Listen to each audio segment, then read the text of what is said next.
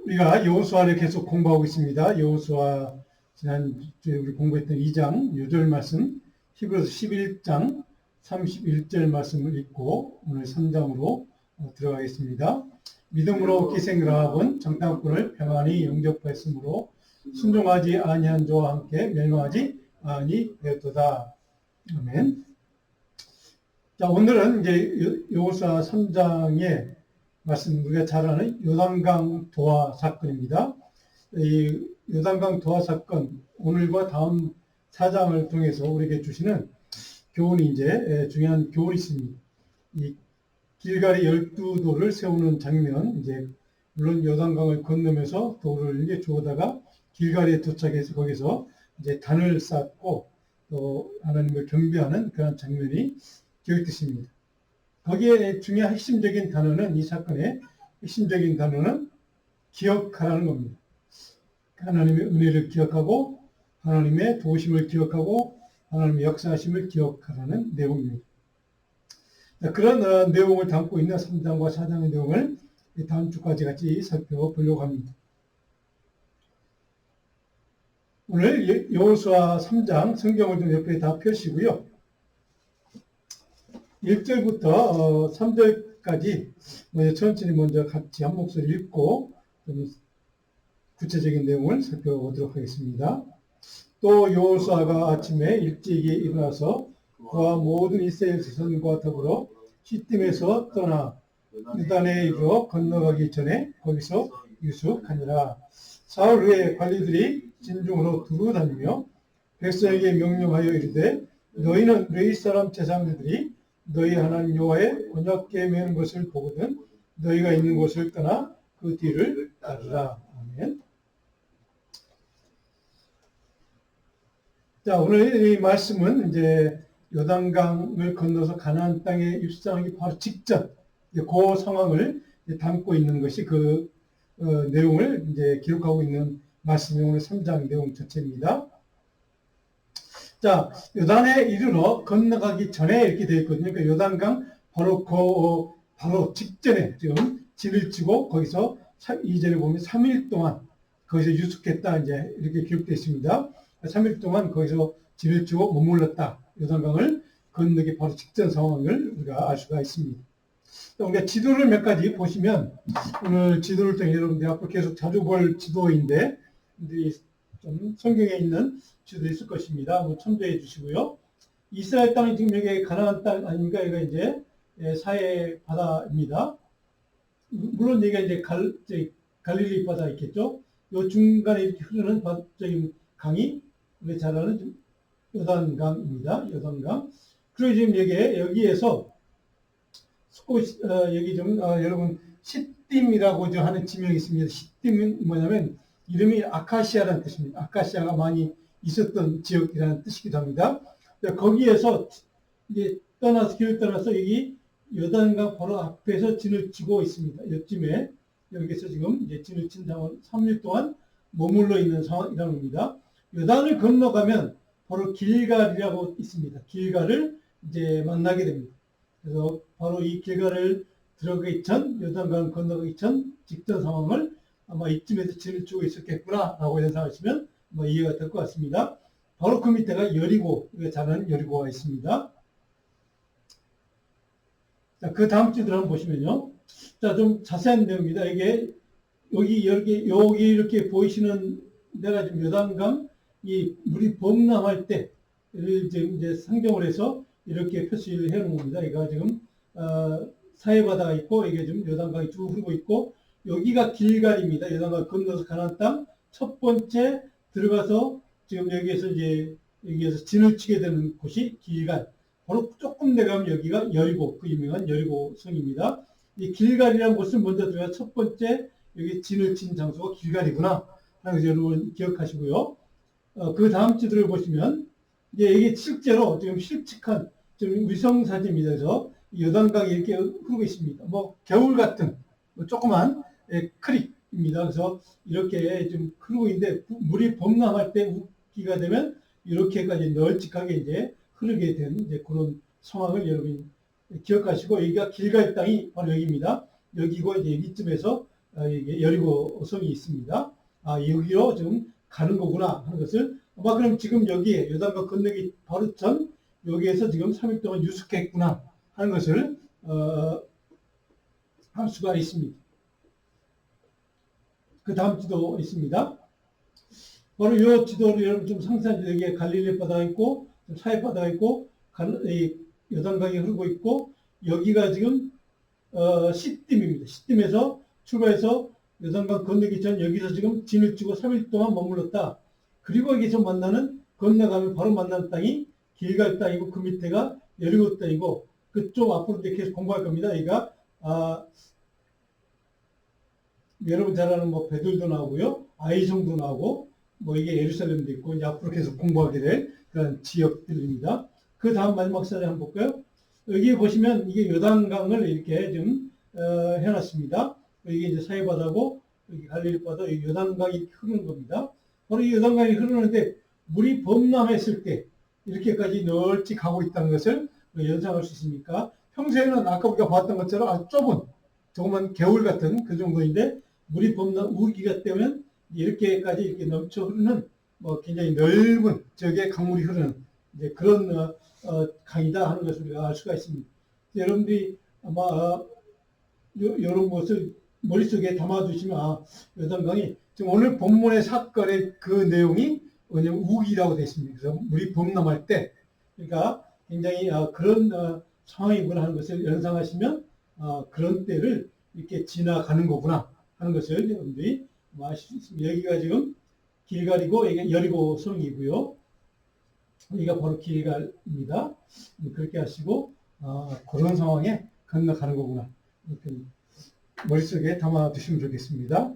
자, 시딤이라는 지명의 이름은 제가 아까 아카시아 나무 있죠? 아카시아 꽃이라는 의미가 있는 그런 지명이기도 합니다. 그런데 길갈은 원이라는 뜻입니다. 원, 빙글빙글 굴리다 할 때 돌아가는 거 있죠? 이제 이런 겁니다. 그래서 원래 이 길갈이라는 지명은 이제 동그란 원 서클을 뜻하는 지명이구나. 이렇게 그냥 기억해 주시면 될 것 같습니다. 길갈은 어떤 지역인가? 앞으로 이제 자주 등장할 지명이기 때문에 여러분 좀 알아두시면 좋겠습니다. 가나안 땅 정복 전쟁에 요단강을 건너자마자 첫 번째 이스라엘 백성들이 진을 친 곳이 길갈 성입니다. 자, 그리고 길갈은 어떤 곳이냐? 가나안 땅을 건너서 하나님이 약속의 땅, 적과 꿀이 흐르는 땅으로 주시겠다고 약속했던 그 땅에 처음으로 들어가서 머무는 그 땅에서 이스라엘 백성들이 앞으로 공부할 내용입니다. 할례 예식을 진행합니다. 거기서 길갈에서 할례 예식을 통해서 하나님과 계약, 언약을 새롭게 하는 그러한 의식을 베풀었던 장소가 이 길갈이라는 겁니다. 약속의 땅에 처음으로 들어가서 처음 만나는 성에서 할례 예식을 행했다는 것은 중요한 영적인 의미가 있습니다. 자, 그리고 이 길갈은 어떤 곳이냐면 가나안 땅에 좀 들어가서 처음으로 이스라엘 백성들이 첫 유월절을 지켰던 그런 장소이기도 합니다. 훗날에는 사무엘 선자와 엘리야 선자가 활동했던 주 무대가 바로 이 길갈 성을 중심으로 한 그 주변 도시들입니다. 자, 그런데 길갈의 원래 원어의 단어가 뭐냐면 갈갈이란 말에서 파생이 된 지명이기도 합니다. 갈갈은 휠입니다. 바퀴죠. 그래서 바퀴처럼 돌아간다는 뜻이기도 합니다. 효리바람을 상징하기도 합니다. 우리 중국에서는 사막에서 부는 바람, 용건풍 이렇게 표현하던데 돌개바람 같은 겁니다.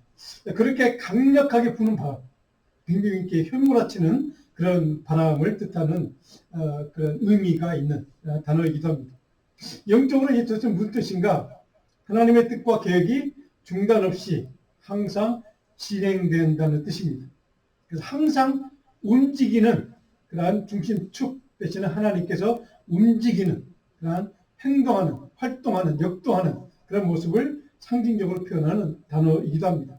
하나님의 통치권, 하나님의 주권을 상징하는 하나님의 능력이 임재하는 그러한 상황을, 그런 모습을 묘사하는, 상징하는 단어를 그 단어라고 생각하시면 좀 이해가 될 것 같습니다. 그런 의미에서 이 길갈이라는 지명 자체는 하나님이 중심축이 되어서 이스라엘 백성들을 위해서 이스라엘 백성들을 돕기 위해서 지속적으로 하나님이 역사하시는 그런 하나님의 강력한 능력과 역사가 있는 그러한 하나님의 땅, 하나님의 지경을 상징하는 단어가 길갈이라는 뜻입니다. 자, 이 길갈이라는 땅은 이제 그렇게 첫 번째 가나안 땅에 들어가서 만나는 그런 도시는 그런 중요하게 지금 아마 생각을 했던 것 같습니다. 길갈은 우리에게 그런 의미가 있는 하나님이 역사하는 땅, 하나님의 임재가 있는 땅, 하나님의 강력한 능력으로 우리를 도와주시는 하나님의 임재의 땅, 뭐 이렇게 이스라엘 백성들은 그 땅을 그렇게 받아들였던 것 같습니다.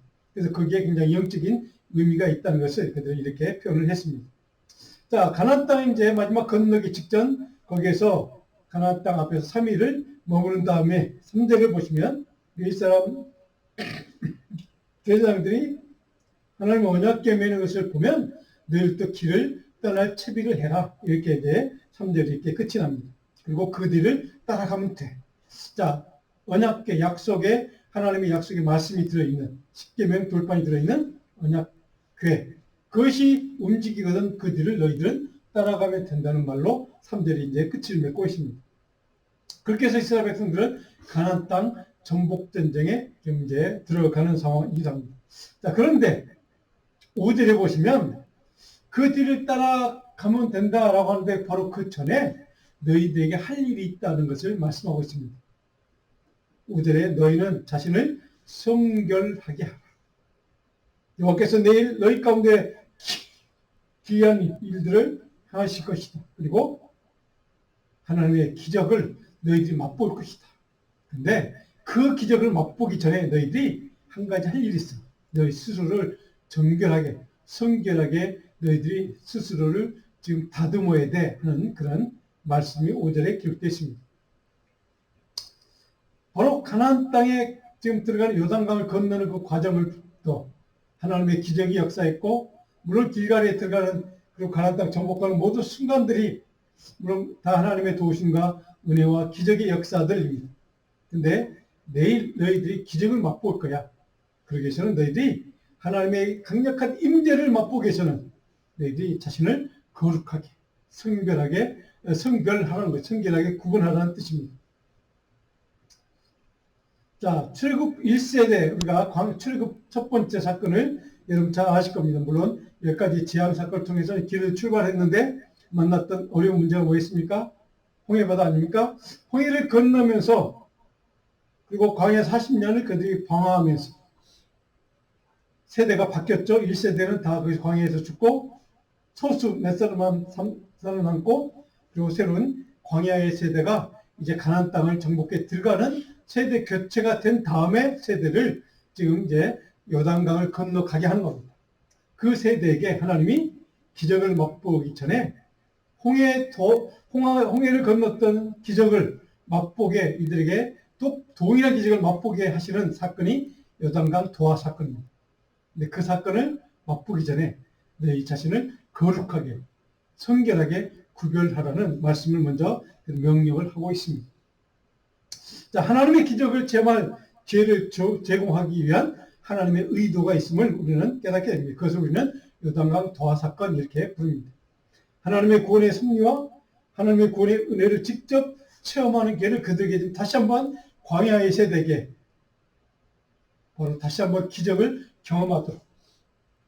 출애굽 1세대가 좀 어린 시절이기 때문에 그 기억이 가물가물했던 그 어린 시절에 출애굽을 시작했던 그 세대를 포함해서 광야에서 태어난 세대들, 이제는 장성에서 어른이 된 그 세대들까지 하나님의 바로 요단강 도하 사건의 기적을 통해서 홍해의 기적을 경험했던 선조들이 경험했던 하나님 놀라운 기적, 은혜, 바로 그것을 통과해서 길갈에 들어가서 그 땅을 이렇게 하나님이 기적을 베풀어 우리를 여기까지 인도하셨음을 다시 한번 깨닫게 하기 원하시는 하나님의 의도가 담겨있는 명령이기도 합니다. 또 한 가지 중요한 사실은 하나님의 약속은 반드시 성취된다고 하는 하나님의 섭리의 원리를 그들에게 체험할 기회를 다시 한번 주기 위해서 거룩하게 구별하라고 명령합니다. 그리고 요단강 도하 사건 기적을 하나님이 그들에게 맛보게 하십니다.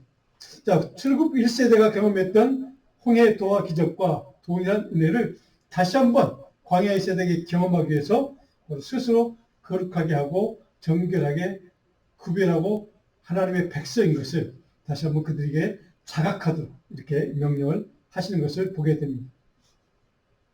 이것을 우리가 깨닫는 교훈이 있습니다. 하나님의 구원의 섭리와 하나님의 기적의 은혜를 경험하기 위해서는 영적으로 먼저 순결하게 정결하게 우리 자신을 다듬는 것이 필요하다는 사실입니다.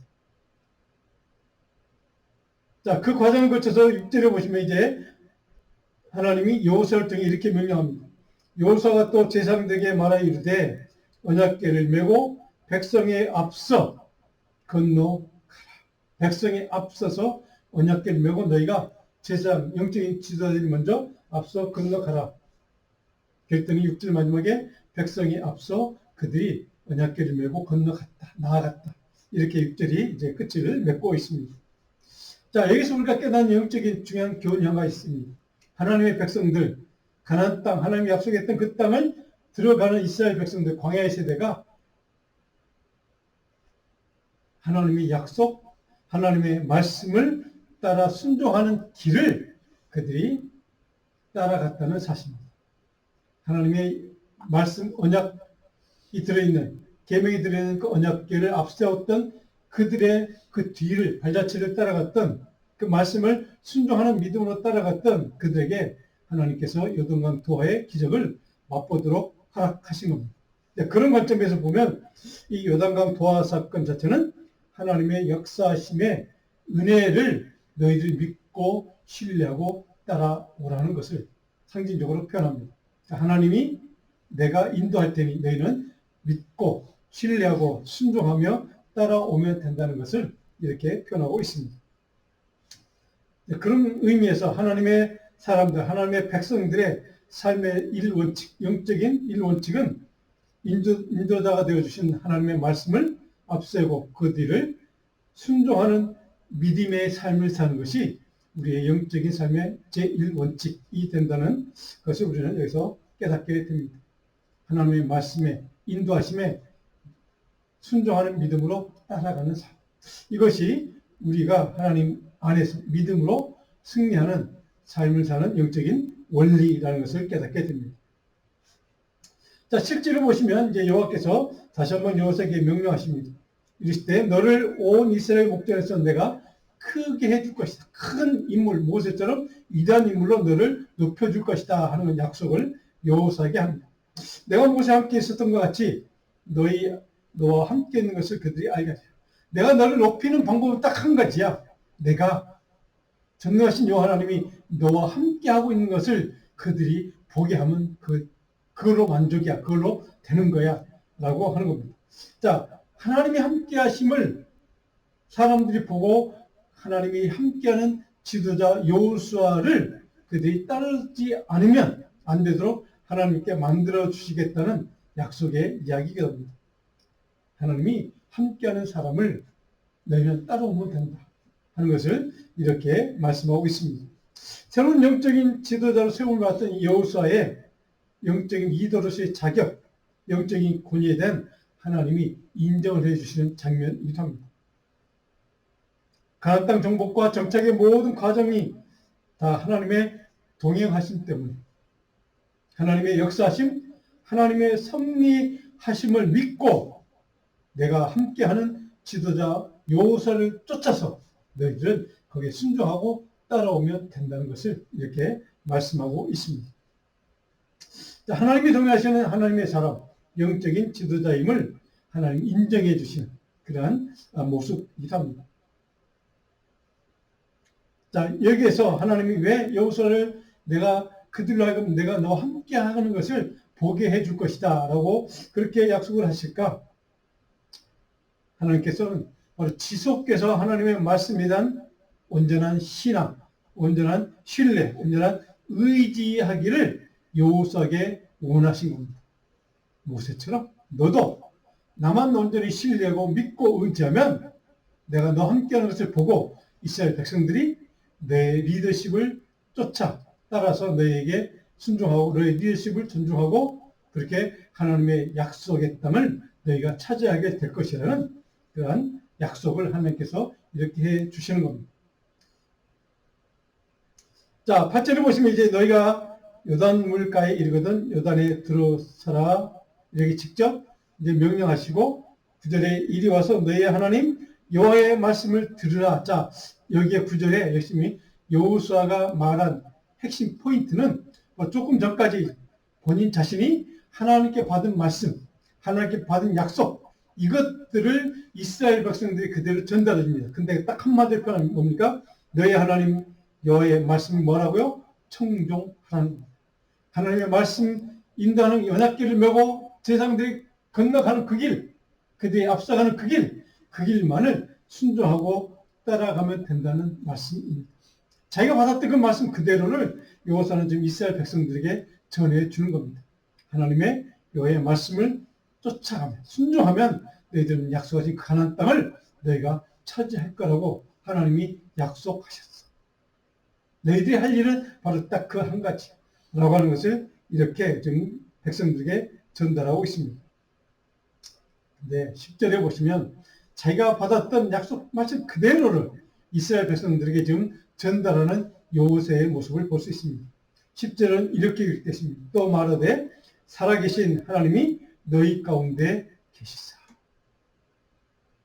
나에게 속하신 하나님이 나와 함께하고 있음을 너희들로 하여금 보게 할 것이라고 약속했던 그 하나님이 그 살아계신 하나님이 너희와 함께 너희 가운데 함께 계실 것을 약속해 주셨다는 겁니다. 그 하나님 함께 하심을 하나님이 동의해 주심을 믿고 신뢰하고 의지하고 하나님 말씀 앞에 온전히 순종하는 그 길을 가면 너희들이 가나안 땅, 원주민 그 땅을 약속의 땅을 너희들이 반드시 차지하게 해 주실 하나님의 약속을 믿고 신뢰하기를 여호수아 이스라엘 백성들에게 간절한 마음으로 이렇게 좀 소개하는 겁니다. 그런 기대하며 이렇게 말씀을 전달하고 있습니다. 그래서 10절 후반절에 보시면 그 가나안 땅 원주민 족속을 너희 앞에서 반드시 쫓아내실 줄을 너희가 알게 될 것이다. 반드시 너희로 하여금 가나안 땅을 차지하게 하실 것을 너희가 앞으로 경험하게 될 것이다. 어떻게 하면요? 살아계신 하나님이 너희 가운데 계심을 믿고 하나님 약속의 말씀, 언약, 율법 그 말씀을 순종하고 그 말씀대로 따라 그 길을 갈 때 하나님의 약속은 반드시 성취될 것을 다시 한번 지금 여호수아가 재확인하고 있는 말씀이기도 합니다. 자, 한마디로 요단강 도하, 즉 요단강 건너서 가나안 땅을 정복하는 모든 정복 전쟁의 과정, 7년여에 걸친 그 정복 과정 모든 순간순간마다 하나님이 그들과 동행하시고 그들과 함께 그들을 싸워 주실 것이고 그들을 지켜 주실 것이고 그들을 보호하실 것이기 때문에 그 하나님을 순종하고 의지하고 하나님의 말씀대로 따라오라는 것을 이렇게 여호수아가 백성들에게 지금 명령하고 있는 말씀이기도 합니다. 한마디로 얘기하면 지금 여기까지 하나님이 강조하고 싶은 메시지는 한 가지입니다. 하나님의 백성들의 신앙생활의 모든 것, 우리 삶의 모든 순간 그것들이 하나님의 뜻, 하나님의 계획에 따라 하나님의 동행하심과 하나님의 섭리하신 것을 믿고 그렇게 그 길을 의지하고 따라가면 된다는 것을 이렇게 말씀으로 설명해 주고 있습니다. 11절부터는 요단강을 이제 건너는 장면이 묘사되고 있습니다. 11절에 보니까 언약궤가 너희 앞에서 요단을 건너가나니 12절에 각 지파에 한 사람씩 12명을 대표로 선발해서 거기에서 이제 12돌을 들고서 나오도록 그렇게 하는 이야기가 이제 기록되어 있습니다. 13절을 보시면 요단물 위에서부터 흘러내리는 강물이 흘러넘치는 강물, 우기가 돼서 물이 많은데 그 물이 어떻게 되는 것인지를 자세하게 설명하고 있습니다. 물이 끊어지고 한 곳에 쌓여 서리라. 15절 요단이 곡식 거두는 시기에는 항상 언덕에 넘치더라. 우기 때는 물이 항상 넘치는데 그 물이 다 다른 데로 새서 홍해로 넘어가고 여매로 넘어가고 그리고 여기는 요단을 건너는 그 자리는 바로 마르게 될 것이다. 이렇게 좀 설명하고 있습니다. 16절에 보니까 길게 그 물이 어떻게 되는지를 이렇게 설명합니다. 곧 위에서부터 흘러내리던 물이 그쳐서 사단에 가까운 매우 멀리 있는 아담 성읍 변두에 일어나 한 곳에 쌓이고 아라바의 바다 연매로 향하여 흘러가는 물은 온전히 끊어짐에 백성이 여리고 앞으로 바로 건널 수 있게 되었다. 이렇게 설명합니다.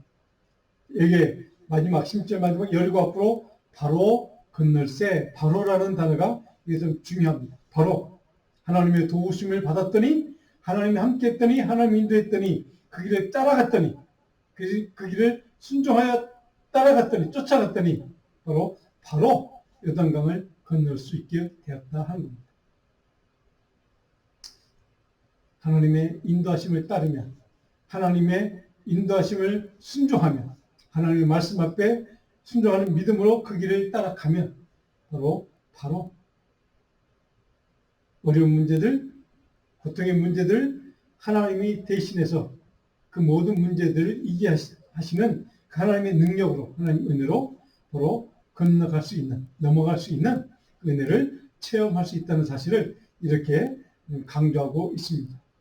바로 여호수아를 기록한 분은 바로 이런 말씀을 통해 하나님의 인도하심, 하나님의 도우심, 하나님의 섭리하심을 이렇게 표현해 주고 있습니다. 사랑하는 성도 여러분, 바로 이것이 우리 성도들에게 주시는 하나님의 은혜인 줄로 믿습니다. 여리고 앞으로 바로 건너는 은혜를 누릴 수 있게 해서 바로 우리가 해야 될 일, 하나님의 말씀, 하나님의 인도하심, 그것을 온전히 의지하고 신뢰하고 그 길을 따라 쫓아 순종하고 나아가는 그러한 믿음의 삶이 우리에게 필요하다는 사실입니다. 자, 17절 보면 여호와의 언약궤를 맨 제사장들은 요단 가운데 마른 땅에 굳게 섰고 그 모든 백성이 요단을 건너가기를 마칠 때까지 모든 이스라엘은 그 마른 땅으로 건너갔더라. 구체적으로 어떻게 백성들이 그 물이 어떻게 되었고 그 요단강이 어떻게 말랐고 그리고 그 요단강을 이스라엘 백성들이 어떻게 건너갔는지를 구체적으로 자세하게 상세하게 묘사하고 있다는 사실입니다. 한마디로 얘기하면 이 사실은 역사적인 사실인 것을 구체적으로 상세하게 묘사함을 통해서 이렇게 증언을 해주고 있다는 사실입니다. 자, 이 사건 자체는 1세대, 즉 1세대가 홍해를 건널 때 경험했던 그 기적과 동일한 사건의 반복입니다. 재현입니다. 바로 홍해를 건넜던 그 기적의 체험, 하나님 인도하심을 통해서 그 길을 따라갔던 이스라엘 백성들이 놀라운 하나님의 도우심과 은혜를 경험했던 그 기억을 너희가 다시 한번 잊지 말고 기억하라는 겁니다. 그래서 광야의 세대에게, 그래서 경험하지 못한 세대에게 바로 이 요단강 도하 사건의 동일한 경험을 통해서 너희들이 그 하나님의 은혜와 도우심과 하나님의 역사심을, 능력으로 역사심을 길갈의 이름처럼 하나님이 강력하게 능력으로 역사하시고 너희를 인도하시고 너희를 도우시는 그 하나님의 은혜를 잊지 말고 망각하지 말고 기억하라는 사실. 다시 한번 이 기적을 통해서 가르치고 있습니다. 그런 의미에서 앞으로 그들이 싸워서 정복해야 될 가나안 땅 정복 전쟁은 하나님의 계획과 섭리에 따라서 하나님의 방법으로 하나님의 도우심으로 이루어지는 것임을 반드시 기억하라. 하나님의 베푸신 과거의 기적과 능력과 은혜를 망각하지 말고 반드시 하나님의 베푸셨던 과거의 은혜와 능력을 너희들이 기억하고 지금 너희들에게 함께하고 동의하고 역사하실 그 하나님을 바라보고 신뢰하고 의지하고 쫓아가라는 말씀이랍니다. 하나님의 권과 생명과 능력과 은혜의 말씀과 함께는 우리 삶에 주시는 하나님의 축복의 원리, 근본 그 원리는 바로 여기에 있다는 사실. 우리에게 정확하게 가르치는 말씀이랍니다. 설교노트를 보시면 여러분 적용할 교훈을 제가 몇 가지를 적어놨습니다. 우리 같이 한번 한 번씩 읽어볼까요? 이스라엘 백성에게 하나님의 말씀에 순종하고 따르는 하나님 백성으로서 하나님의 도우심과 은혜로 약속하신 축복의 땅에 들어가는 것임을 철저하게 신뢰하라는 겁니다. 두 번째로 길가이라는 지명의 뜻처럼 하나님께서 여러분의 삶의 모든 지경에 임재하셔서 강력하게 능력으로 역사하신 하나님의 도우심과 은혜의 역사를 잊지 말고 감사함으로 기억해야 한다는 뜻입니다. 바로 이것이 오늘 이 3장 사건을 통해 우리가 기억하기를 바라는 하나님의 메시지이기도 합니다. 우리 오늘 요절 말씀 에스겔 36장 25절 말씀입니다. 같이 한번 읽어볼까요? 맑은 물을 너에게 뿌려서 너희로 정결하게 하되 곧 너희 모든 더러운 것에서와 모든 우상 숭배에서 너희를 정결하게 할 것이며, 자, 정결이라는 단어가 반복되고 있습니다. 하나님의 입장에서 하나님 백성들에게 정결케 하는 삶이 그만큼 중요했다는 뜻입니다. 우상 숭배로부터 더러운 죄로부터 우리를 정결하게 하는 삶이 하나님의 은혜와 축복을 경험하는 바로 가장 중요한 영적인 비결임을 하나님은 계속해서 반복해서 우리에게 강조해주고 있습니다. 모든 더러운 죄와 우상 숭배와 영적인 불순종, 불신앙에서 돌이키고 정결함을 회복하는 삶이 하나님의 도심과 하나님의 은혜를 입는 하나님의 백성들의 유일한 은혜의 통로요 축복의 길임을 기억하라는 말씀이기도 합니다. 여러분 설교할 때 묵상 과제를 몇 가지 적어놨습니다. 여러분들이 읽어보시고 한 주간 오늘 말씀 3장을 반복해서 읽으시면서 묵상하시면서 묵상 과제를 같이 생각하시면서 여러분 스스로 묵상하시며 답도 찾아보시고 그렇게 또 하시기를 바랍니다. 기도하겠습니다.